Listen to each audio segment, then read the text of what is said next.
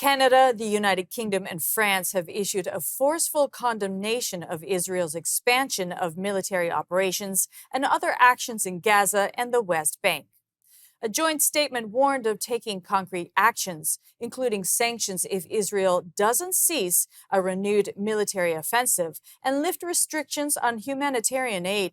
The countries added that they support Israel's right to defend itself against terrorism, but insist that only allowing a basic quantity of food into Gaza is wholly inadequate for the current level of human suffering in the region. The interim president of the Center for Israel and Jewish Affairs believes that the statement from the three countries undermines a statement Prime Minister Mark Carney made to Israel's president in Rome over the weekend. Prime Minister Carney and President Herzog of Israel had a positive meeting over the weekend in which the two agreed that Hamas must lay down its weapons and have no future role in the governance of Gaza as a fundamental principle. And the statement that was issued the following day by Canada, the UK, and France placed the onus principally on the Israelis to cease their military operation. And fundamentally, it's important to understand why this war is taking place at all.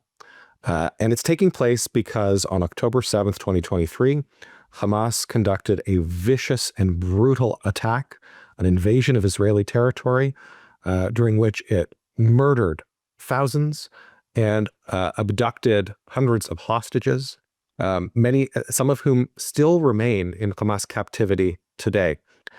And fundamentally, for this war to come to an end, it's an absolute necessity that Hamas is no longer in a position to repeat another October 7th type massacre, as it has explicitly vowed to continue to do. And the hostages have to be released. That's where the onus needs to be, because absent that, there's no pathway to ending the conflict that has had such a horrific impact on innocent Israelis and Palestinians alike. Well, I think it's telling that it was no less than Hamas, the listed terrorist entity here in Canada, that came out to applaud this statement, and that should give everybody pause about what this statement means and who it's supporting. And we were joined by Asher Westropp-Evans, journalist and Israeli citizen spokesperson, for a reaction from Israel.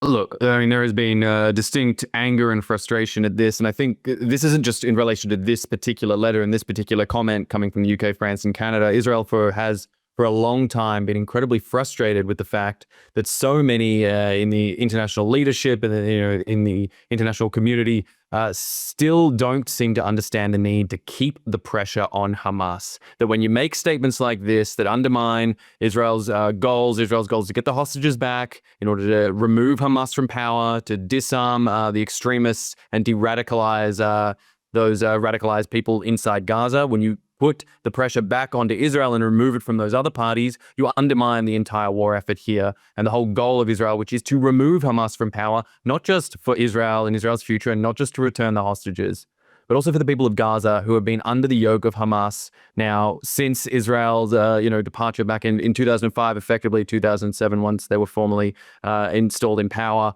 I mean, this status quo needs to be changed, and there's only one way to do it, and that's removing Hamas. And statements like this simply suggest that Hamas may in fact be rewarded for their actions on October 7th by getting to stay in power and getting to retain power in the Strip. Yeah, well, there's a few realities we need to understand here when it comes to conversations around aid into Gaza. The first and foremost being that when aid enters Gaza, it is summarily, and people have been using the term hijacked by Hamas. It's not hijacked by Hamas. It's given directly to Hamas as the de facto government there in Gaza.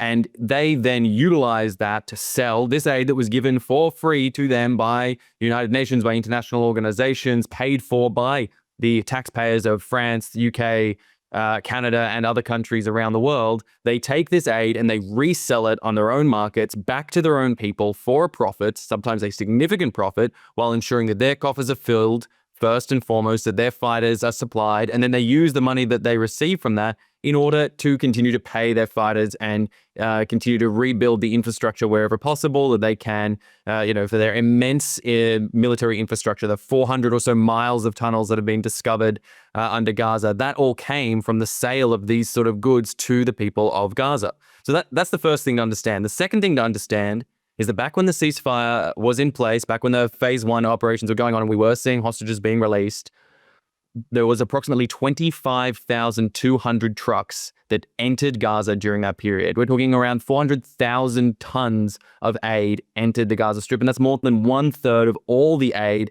that entered Gaza throughout the entirety of this now 19-month-long war.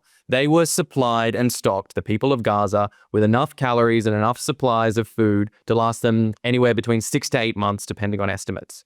Now, about 11 weeks later, we're being told that people are literally starving to death. Now, it doesn't take advanced mathematics for anyone to understand if that much food went in and now people are, if they are indeed genuinely suffering and starving, which is a horrible situation, then somebody must be hoarding food. And it doesn't take a genius or a leap of logic to suggest that that would be Hamas or other militant factions inside Gaza who are controlling and hoarding food to keep the supply tight and keep their own people suffering.